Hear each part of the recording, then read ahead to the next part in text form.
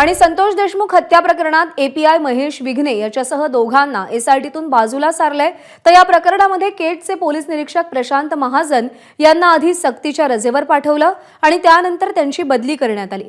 दरम्यान प्रशांत महाजन या सगळ्यामध्ये कसे गोत्यात आले आपण जाणून घेऊया।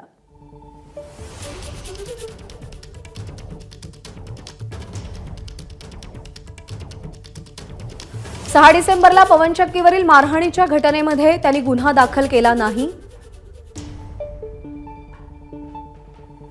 खासदार बजरंग सोनवणे यांनी प्रशांत महाजन यांच्यावरती आरोप केले।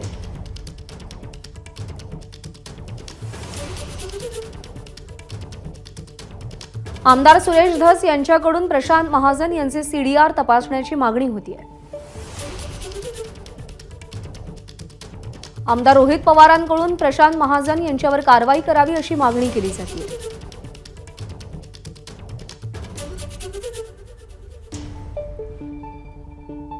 हिवाळी अधिवेशनातही प्रशांत महाजन यांच्या निष्क्रियतेचे वाभाडे काढले गेले।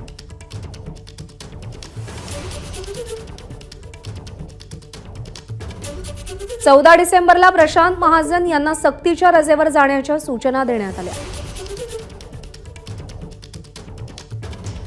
5 जानेवारीला प्रशांत महाजनांची नियंत्रण कक्षात बदली झाली।